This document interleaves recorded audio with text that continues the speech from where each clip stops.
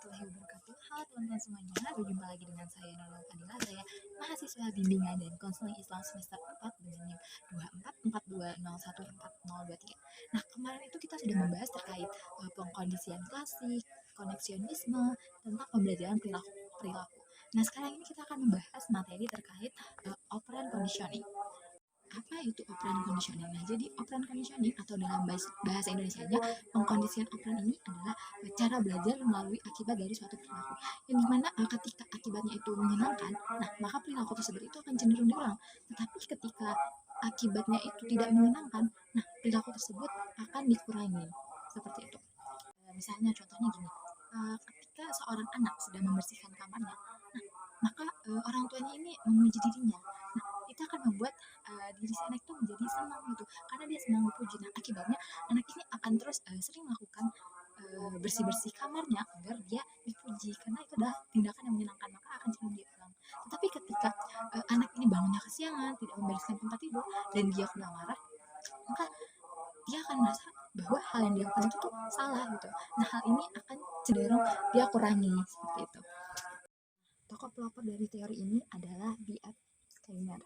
Nah, jadi Skinner ini adalah seorang psikolog yang terkenal dan sangat berpengaruh dalam perkembangan teori behaviorisme, yang dimana dia ini melakukan percobaan terhadap manusia, terutama hewan, untuk mengetahui bahwa perilaku itu dapat dibentuk melalui hadiah dan juga hukuman. Contoh eksperimennya itu terhadap burung, yang dimana dia ini memasukkan terhadap tikus, di mana dia ini mencoba menerapkan teori ini terhadap tikus. Nah, yang dimana tikus ini dimasukkan ke dalam box, yang dimana dalam box itu ada tombol.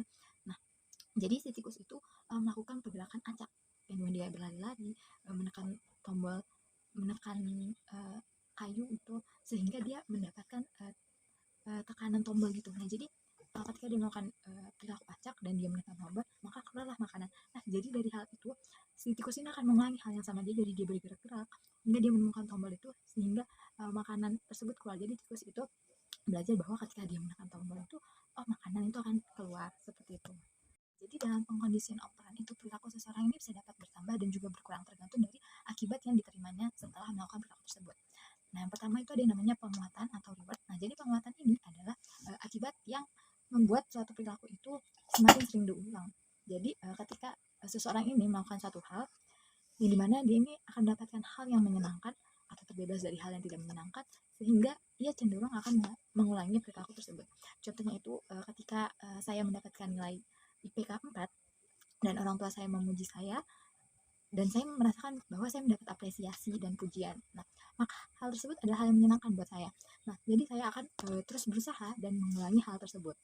Nah, tapi ini berbeda dengan hukuman. Nah, yang kedua itu ada namanya hukuman, yaitu punishment. Nah, jadi hukuman ini adalah akibat yang membuat suatu perilaku berkurang atau tidak diulangi lagi. Nah, jadi ketika telah melakukan sesuatu hal yang ia ingin dapatkan, nah akibatnya ini tidak menyenangkan, maka perilaku tersebut akan cenderung dikurangi.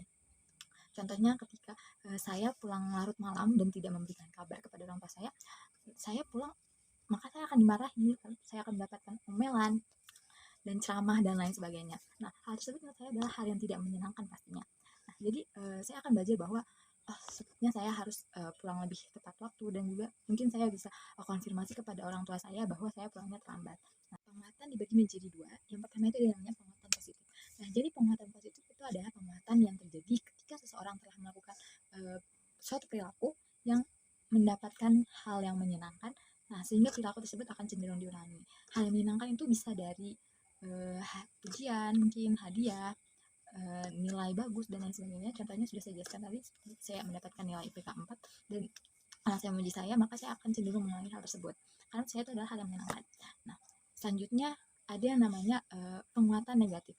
Nah, jadi penguatan negatif itu adalah penguatan yang terjadi ketika seseorang ini telah melakukan suatu hal, melakukan suatu perilaku yang dimana sesuatu yang tidak menyenangkan itu justru dihilangkan, sehingga perilaku akan menjadi lebih sering dilakukan. Nah, contohnya itu ketika adik saya belum beresin kamar, nah, lalu orang tua saya itu akan mengomel, pastinya akan marah karena dia malas, mungkin karena dia kotor, karena dia malas membereskan kamar. Nah, tetapi ketika adik saya mencoba untuk membersihkan, maka omelan itu akan berhenti. Nah, jadi hal yang tidak menyenangkan menurut adik saya itu akan berhenti. Nah, jadi dia akan belajar bahwa, oh ketika saya membereskan kamar dan mengikuti apa kata orang tua saya, maka omelan tersebut akan berhenti. Nah, itu yang disebut dengan penguatan negatif. Tiga hal penting dalam pengkondisian operan. Nah, yang pertama itu yang namanya generalisasi. Jadi generalisasi itu adalah perilaku yang dipelajari di satu situasi lalu dipakai di situasi lain. Contohnya, seorang anak ini dipuji di pelajaran MTK. Dipuji oleh gurunya karena dia menjawab dengan benar. Nah, otomatis anak ini akan berusaha nih untuk mendapatkan pujian di pelajaran yang selanjutnya, di pelajaran yang lain seperti IPS, IPA, dan lain sebagainya. Nah, yang kedua ada namanya diskriminasi. Nah, jadi diskriminasi ini adalah mampu membedakan situasi dan bertindak sesuai. Contohnya, siswa ini akan tahu dengan sendirinya bahwa ketika guru sedang menjelaskan, mereka akan diam. Nah, tetapi ketika gurunya akan bertanya, maka mereka akan menjawab. Nah, jadi siswa ini sudah membedakan nih, sudah bisa membedakan nih kapan dia harus berbicara, kapan dia harus diam. Nah, selanjutnya yang ketiga ada namanya kepunahan. Jadi kepunahan yang dimaksud ini adalah perilaku berkurang karena tidak lagi diperkuat. Contohnya ketika ada siswa mungkin yang sedang caper di kelas dan teman-temannya menanggapinya dengan tertawa atau mungkin mengusili dia balik. Nah, tetapi ketika teman-temannya sudah bosan dan tidak lagi menanggapi, maka si siswa ini akan mengurangi tindakan yang ia lakukan. Jadi akan berhenti mencari perhatian kepada teman-temannya. Ada strategi pengkondisian operan. Yang pertama itu ada yang namanya memilih penguatan efektif. Nah, jadi guru maupun orang tua harus memilih hadiah ataupun penguatan yang benar-benar disukai oleh anak, kayak pujian, apresiasi, terus uang jajan, bermain, karena kan tiap anak beda-beda. Jadi orang tua itu harus berusaha untuk menyesuaikan kemampuan atau hal yang disukai oleh anak tersebut. Nah, yang kedua adalah memberikan penguat dengan tepat. Nah, jadi penguatan itu harus diberikan setelah anak ini melakukan perilaku yang dia inginkan, agar anak itu tahu bahwa apa yang dia lakukan itu akan mendapatkan akibatnya gitu. Jadi dia akan memahami hubungan antara perilaku maupun penguat ataupun hukuman. Nah, selanjutnya adalah yang ketiga, memilih jadwal penguatan yang tepat, di mana penguatan itu bisa diberikan setiap kali perilaku itu muncul, atau bisa dengan waktu-waktu tertentu tergantung dari tujuan dari pembelajaran dan juga pembiasaan perilaku. Nah, yang keempat adalah menggunakan kontrak. Nah, jadi kontrak ini sifatnya adalah kesepakatan antara anak, guru, ataupun orang tua, yang dimana perilaku apa yang mereka lakukan itu dan hadiahnya apa yang akan mereka dapatkan. Jadi ada kesepakatan antara dua belah pihak. Dan yang kelima adalah menggunakan penguatan negatif secara efektif. Nah, jadi perilaku anak ini bisa ditingkatkan dengan menghilangkan sesuatu yang tidak menyenangkan, lalu anak ini akan melakukan perilaku yang dapat diharapkan.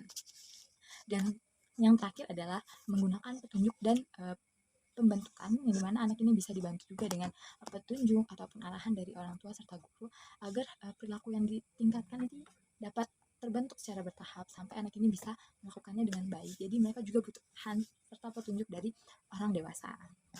Jadi kesimpulannya adalah kondisian operan ini menjelaskan bahwa perilaku ini dapat dipelajari dan juga dibentuk melalui konsekuensi yang mengikutinya dengan penerapan penguatan dan juga strategi yang tepat yang diharapkan agar dapat ditingkatkan. Nah, sedangkan perilaku yang kurang sesuai ini agar dapat dikurangi secara bertahap. Baik, sekian yang dapat saya sampaikan. Kurang dan lebihnya saya mohon maaf. Saya pamit undur diri. Wassalamualaikum warahmatullahi wabarakatuh.